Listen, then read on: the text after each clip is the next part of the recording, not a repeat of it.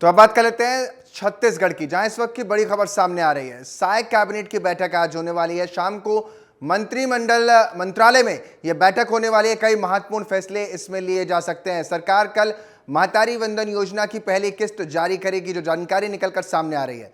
शाम को मंत्रालय में यह बैठक होने वाली है। साय कैबिनेट की बैठक, यानी मुख्यमंत्री विष्णुदेव साय की बैठक होने वाली है मंत्रालय में, जहां महतारी वंदन योजना की पहली किस्त जारी हो सकती है, जिसका जानकारी निकलकर सामने आ रही है। शाम 5 बजे कई महत्वपूर्ण फैसले इसमें ले सकते हैं।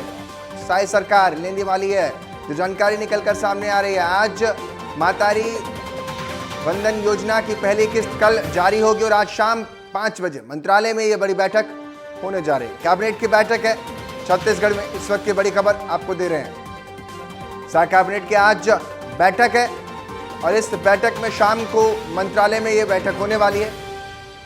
कई अहम फैसले इस बैठक के जरिए लिए जा सकते हैं। महतारी वंदन योजना जो है, कल उसकी पहली किस्त खातों में जाने वाली है। छत्तीसगढ़ से इस वक्त की बड़ी खबर सामने आ रही है। मंत्रालय की बड़ी बैठक, और इस बैठक में साय कैबिनेट में बड़े फैसले लिए जा सकते हैं। मुख्यमंत्री भी खुद इस बैठक में मौजूद होंगे और मौजूदगी में कई बड़े फैसलों और कई बड़े फैसलों पर हस्ताक्षर समेत नई चीजें प्रदेश की जनता के लिए रखी जा सकती है।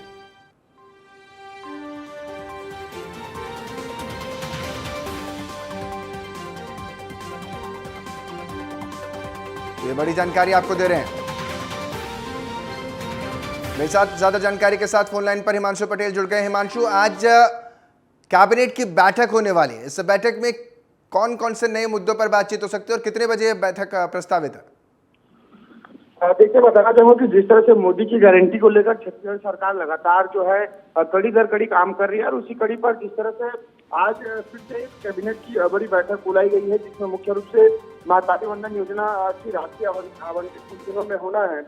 उस राशि को लेकर जिस तरह से अभी किसानों के जो बोनस की राशि है उसको लेकर के है, या जिस तरह से 3100 रुपए धान खरीदी को लेकर जिस तरह से भारतीय जनता पार्टी ने वादा किया था, उस वायदे को लेकर कैसे अमल किया जा सके, इन तमाम विषयों को लेकर जो है कैबिनेट की बैठक आज देर शाम 5 बजे से आयोजित है।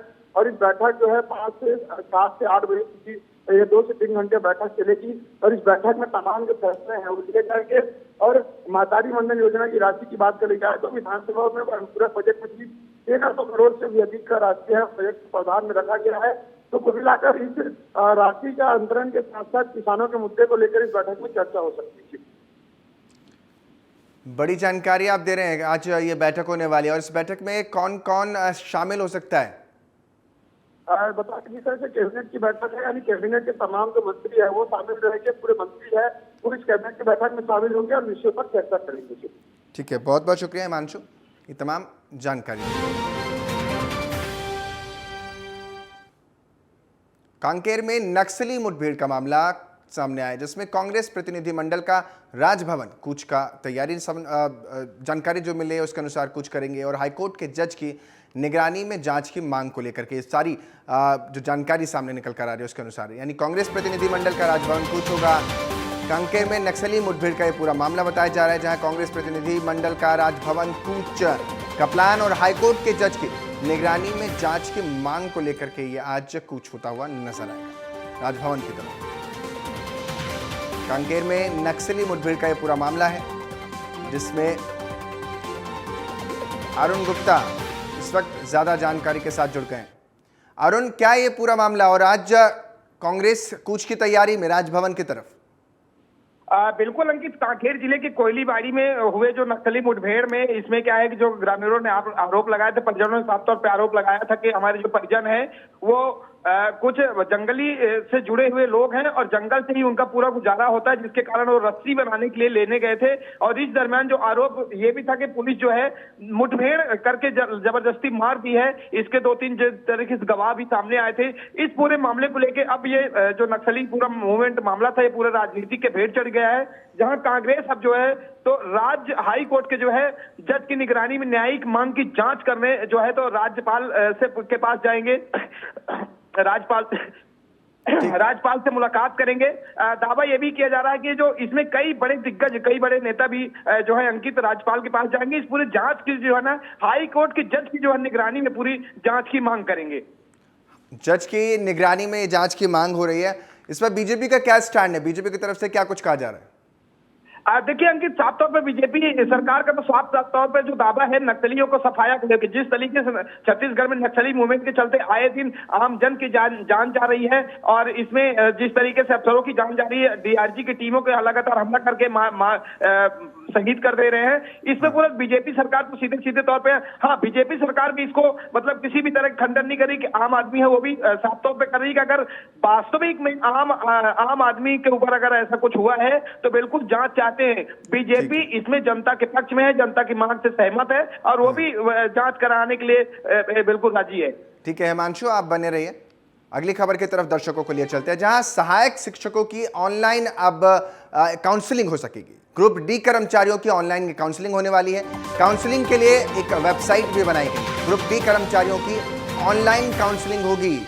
बड़ी जानकारी आपको दे रहे हैं, इस वक्त की बड़ी खबर छत्तीसगढ़ से निकलकर सामने आ रही है, जहां शिक्षकों की ऑनलाइन काउंसलिंग होगी। सहायक शिक्षकों की, ग्रुप डी कर्मचारियों की ऑनलाइन काउंसलिंग होगी और इसके लिए वेबसाइट भी बनाया गया।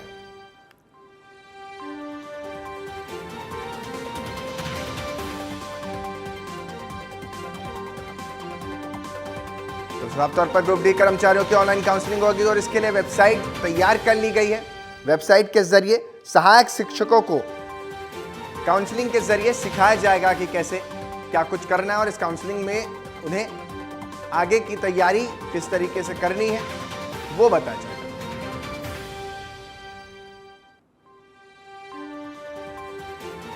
तो दरअसल सहायक शिक्षकों की ऑनलाइन काउंसलिंग होने वाली है, जिसके लिए वेबसाइट तैयार होगी और इसमें ग्रुप डी के कर्मचारी जो हैं वो ऑनलाइन काउंसलिंग करते नजर आएंगे।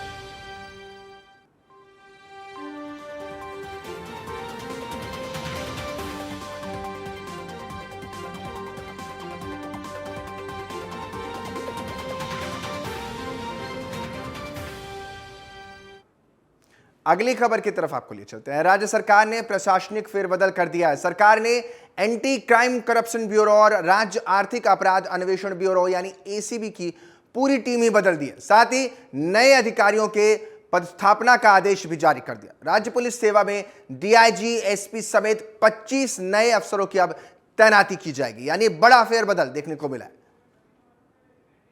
तो इस साफ तौर पर बड़ी जानकारी आपको दे रहे हैं। 25 नए अफसरों की तैनाती इसमें की जाएगी। सरकार की बड़ी प्रशासनिक सर्जरी, यानी एक तरीके से कहें तो मंजूरी कर दी गई है। एक पूरा प्रशासनिक सर्जरी करते हुए नए एसीबी ईओडब्ल्यू की पूरी टीम में फेरबदल सरकार की तरफ से कर दिया गया है। पूरी टीम में यह फेरबदल हुआ है और डीआईजी, एसपी समेत 25 नए अफसर की इसमें तैनाती की जाएगी। बड़ी जानकारी आपको दे रहे हैं। प्रशासनिक फेरबदल की बड़ी जानकारी आप तक पहुंचा रहे हैं। 25 नए अफसरों की तैनाती, डीआईजी और एसपी समेत 25 नए अफसरों की अब तैनाती होगी। तबादलों की बड़ी फेयरलिस्ट तैयार कर ली। सरकार का प्रशासनिक सर्जरी अगर इसको हम नाम दें तो गलत नहीं होगा। एंटी करप्शन ब्यूरो और ईओबी में भी ये पूरी जो तैनाती की गई है उसमें डीआईजी और एसपी समेत 25 नए अफसरों की तैनाती इसमें कर दी गई है। रिसू हत्याकांड में प्रशासन ने कार्रवाई जो है वो शुरू कर दी है। छावनी में पूरा तब्दील हो गया है सूरजपुर इलाका। आरोपियों के घर पर बुलडोजर चलेगा, ये जानकारी भी निकलकर सामने आ रही है। तो यानी साफ तौर पर ये तस्वीरें आपको दिखा रहे हैं। पूरा छावनी में रिंसू हत्याकांड में बड़ी कार्रवाई करते हुए प्रशासन नजर आ रहा है। प्रशासन ने छावनी में पूरा इलाका सूरजपुर का तब्दील कर दिया। अरुण गुप्ता मेरे साथ ज्यादा जानकारी के साथ जुड़ गए। अरुण, क्या है ये पूरा मामला और क्यों इतनी तैनाती? बिल्कुल अंकित, जो है प्रतापपुर जिले के सूरजपुर में जो है प्रतापपुर से लापता हुए रिसू का जो शव है 26 फरवरी को बरामद हुआ था, जंगल से बरामद हुआ था, जहां पर जो है लगातार 2 जो आरोपी है उन्होंने मर्डर कर जिस तरह से जिंदा जला दिया था। मृतक के जो परिजन है, मासूम के परिजन है, वो साफ तौर पर कहना है कि जब तक आरोपियों के ऊपर कड़ी कार्रवाई नहीं होगी तब तक हम उसकी जो है अंतिम जो संस्कार है नहीं करेंगे। जिसको लेकर जो है प्रशासन हरकत में आया और आरोपियों को गिरफ्तार करके सलाखों के पीछे भेज दिया है। लेकिन आज जो है, आज सुबह से जो है लगातार आरोपियों के घर में जो है तो बुलडोजर चलाए जाने की आशंका जो है जताई जा रही है, क्योंकि घर का जो सामान है सुबह से लेके अभी तक जो है पूरा सामान जो है जब्ती की जा रही है, जो उनका खुद का सामान वो शिफ्ट किया जा रहा है। इसमें सबसे बड़ी बात अंकित, जो सूरजपुर जो है पूरा छावनी में तब्दील हो गया है, सबसे अहम जानकारी। और चारों तरफ से चप्पे चप्पे पर पुलिस फोर्स तैयार है और मृतक जो है वो अभी भी अड़े हुए हैं कि हम तब तक अस्थि विसर्जन नहीं करेंगे जब तक कि जो है आरोपियों के ऊपर कड़ी कार्रवाई नहीं हो जाएगी। हालांकि छत्तीसगढ़ के जो सीएम उनका भी साफ तौर पर जो है अपराधियों की कड़ी कार्रवाई करने की आदेश भी जारी किए गए थे। जिस तरह के छत्तीसगढ़ में लगातार पूरा प्रशासनिक जो है हमला है और अपराधियों पर जिस तरह अपराधी आरोपी जिस तरह की लगातार वारदात दे रहे थे, उनके हौसले बुलंद थे, उनका जो लगातार ताबड़तोड़ कार्रवाई जो है की जा रही है। इसी तहत इस पर भी हत्यारों के घरों पर भी बुलडोजर चलाए जाने की तैयारी जो है प्रशासन शुरू कर दी है। अरुण, ये साफ तौर पर इतनी भारी संख्या में वहां पर तैनाती की गई है, आप कह रहे हैं मुख्यमंत्री की तरफ से भी चीजें की गई हैं, तो यानी ये पूरा जो इंसिडेंट है वो अगर आप थोड़ा सा सिलसिलेवार तरीके से हमें समझा सके हमारे दर्शकों को। बिल्कुल अंकित, जिस तरीके से ये पूरा मामला क्या सीएम विष्णुदेव साहब जिस तरीके से लगातार इसके 5 साल कांग्रेस की सरकार लगातार जिस तरीके से अपराधी जो है फंड निकाल के अपराध करके कहीं गायब हो जाते थे, भाग जाया करते थे या दिल्ली जाया करते थे। अब सरकार की छत्तीसगढ़ में चेंज हो गई है और सरकार बदलती हुई सरकार एक्शन मोड में है, अपराधियों की लगातार कार्रवाई कर रही है। बड़े से बड़े जो तस्कर हो, किसी तरह की माफिया हो, गुंडा हो, सबकी जो है सरकार दिल्ली निकालने में लगातार कड़ी कार्रवाई कर रही है। इसमें सबसे बड़ी बात की 29 जनवरी को ये पूरा मामला बताया जा रहा है। प्रताप इस रिशु नाम का जो माफी है 10 वर्षीय माफी है अचानक से गायब हो गया था। 26 फरवरी को जो है जंगल से जुड़ा उसका 100 किलोमीटर जला हुआ था, जहाँ आरोपियों ने उसको मार के और उसको आग लगा के जो है जला देने की दावा किया जा रहा है। इस पूरे मामले को लेकर जो करीब से करीब जांच करते हुए जांच के दरमियान जो आरोपी ने इन्हें अपने साइबर तकनीक जो पुलिस की तकनीक है उनके सहयोग से आरोपियों को पुलिस पहुंची और अंततः 2 महीने बाद जो है आरोपी गिरफ्तार हुए, तलाशी किए गए। अब नहीं मृतक के परिजन को जिस तरीके से अपराधियों जिस तरीके से कृत्य किया है एक आदमी को जिंदा जला देने के मामले को पूरा परिजन लगातार किए आंदोलित थे, लगातार आंदोलन कर रहे थे कि नहीं आरोपी को कड़ी कार्रवाई की जाए।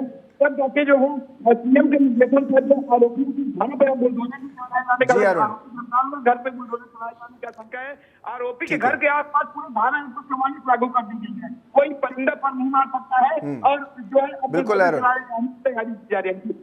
ठीक है अरुण, आपने विस्तार से तमाम जानकारी दर्शकों को दी, बहुत बहुत शुक्रिया अरुण आपका ये जानकारी देने के लिए। अग्निवीर योजना में छत्तीसगढ़ के 870 युवाओं का चयन हुआ है, वहीं 3 प्रतिभागियों ने 200 में से 200 अंक भी प्राप्त किए।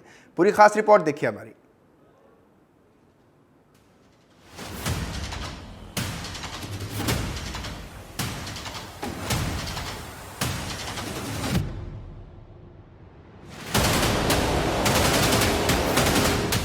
भारत के सीमाओं की रक्षा करने के लिए एवं देश के युवाओं को रोजगार उपलब्ध कराने के लिए प्रधानमंत्री नरेंद्र मोदी सहित भारत सरकार और रक्षा मंत्रालय के अंतर्गत सेना में भर्ती प्रक्रिया के लिए अग्निवीर योजना प्रारंभ की गई है, जिसमें युवाओं को 6 महीने के कठिन प्रशिक्षण के बाद सेना में सेवा देने का मौका दिया जा रहा है। इसी दरमियान छत्तीसगढ़ प्रदेश के 870 युवाओं का अग्निवीर योजना के अंतर्गत सेवा में चयन किया गया है। केंद्र सरकार की योजना है अग्निवीर। अग्निवीर के तहत छत्तीसगढ़ में युवाओं की लगातार भर्ती जारी है, जहां अभी हाल ही में 800 से ऊपर बच्चों की अग्निवीर में भर्ती की गई है। ऐसे ही हमारे जवान सिपाही जो अग्निवीर में चयनित हुए हैं, भूपेश कुमार जी, इनसे मैं बातचीत करूंगा। बहुत बहुत बधाई हो आपको। धन्यवाद सर। ये आपने अग्निवीर में आने के लिए कैसे प्रेरित किया, कौन प्रेरित किया और कैसे यहाँ तक पहुँचे, क्या सफ़र रहा आपका? मतलब मैं बचपन से ही ना देश की सेवा करना चाहता था और मातृभूमि की सेवा करना चाहता था, इसलिए मैं बचपन से आर्मी में जाना चाहता था। तो अब अग्निवीर हो गया ना, तो अग्निवीर में ही जाएंगे। अब देश की रक्षा चाहे 4 साल के हो चाहे 2 साल के हो, करना ही है। इसमें आपका एक फिजिकल जैसे कैसे आपने पास किया था, फिजिकल का क्या आपका अनुभव रहा? फिजिकल तो बहुत अच्छा था, यहाँ पूरा फुल टाइम दिया था फिजिकल में मैंने मतलब एक्सीलेंट मारा था फिजिकल, और मेडिकल में भी पूरा फुल टाइम मिला था यहाँ। मतलब मेडिकल मतलब सही हुआ पूरा अच्छे से। युवाएं, जैसे युवा हैं यहाँ के छत्तीसगढ़ के, जो अभी भी छत्तीसगढ़ अधिकतर नक्सली एरिया से घिरा हुआ है, तो उन युवाओं को इसमें आगे आने के लिए क्या कहना चाहेंगे, क्या प्रेरित करेंगे? मतलब मेरा ये कहना है कि सभी युवा है ना इसमें शामिल हो अग्निवीर में, और देश की रक्षा करने के लिए अपना सहयोग दे। फिजिकल कैसा रहा आपका? फिजिकल किस तरीके से आपने पास किया, कैसा अनुभव रहा, किस तरीके से क्या किया, जरा विधिवत बताएं। फिजिकल मेरा मतलब सर, जो टेस्ट हुआ था फिजिकल, वो कैसे आपने पास की, पूरा बताएं। फिजिकल टेस्ट मैंने 4 राउंड मार के किया, तो वहाँ 1600 मीटर का रनिंग हुआ था, 5:45 का टाइम दिया गया था मेरा, मतलब 5:20 या 5:15 के आसपास आया, और मैं एक्सीलेंट हुआ मेरा। तो ये हमारे अग्निवीर साथी थे जिन्होंने साफ तौर पर बताया, और छत्तीसगढ़ में युवाओं को इसमें आगे आने के लिए लगातार प्रेरित कर रहे हैं, ताकि एक जो युवा हैं मुख्य समाज धारा से जुड़ के देश सेवा कर सके। वहीं 3 युवा ऐसे हैं जिन्होंने 200 में से 200 अंक प्राप्त किए हैं। 85 युवाओं की घोर नक्सल प्रभावित क्षेत्र बस्तर के निवासी हैं, जो अग्निवीर योजना में अच्छे अंक प्राप्त कर सेना में भर्ती हुए हैं। बस्तर के इन सभी 7 जिलों से परीक्षा में सम्मिलित होकर युवाओं का जोश देखने लायक रहा। फिजिकल का तैयारी के लिए 3 महीना था हमारे पास, और टाइमिंग वही जो क्लर्क के लिए अग्निवीर के लिए है, हमको हवलदार में भी वही टाइमिंग दिया गया है। इन ज़्यादा लोगों को इसकी जानकारी नहीं है, और पूरे छत्तीसगढ़ से मैं एक ही हूँ, और ऑल इंडिया में वैकेंसी निकलती है। 2 लोग एग्जाम पास किए थे, बच्चे भी कम दिए थे, अगर ज़्यादा देंगे तो ज़्यादा अच्छा रहेगा छत्तीसगढ़ के लिए। वहीं अग्निवीर में शामिल नीतीश कुमार साहू कोरिया जिले से, राजेंद्र कुमार साहू राजनांदगांव से, और रायपुर के लिए दीपांशु ने 200 में से 200 अंक प्राप्त किए हैं। इस पूरे भर्ती प्रक्रिया को लेकर छत्तीसगढ़ के मुख्यमंत्री विष्णुदेव साय ने नक्सल प्रभावित इलाका के अंतर्गत आने वाले युवाओं को इस भर्ती प्रक्रिया में शामिल होकर अग्निवीर बनने पर बधाई देते हुए कहा कि लगातार नक्सल प्रभावित इलाके के योजनाओं को अग्निवीर के माध्यम से समाज के मुख्य धारा में जोड़ने का काम किया जा रहा है। TV 27 न्यूज डेस्क से अरुण गुप्ता की रिपोर्ट। फिलहाल बुलेटिन में इतना ही, बाकी आप बने रहे हमारे साथ, देखते रहे TV 27 न्यूज।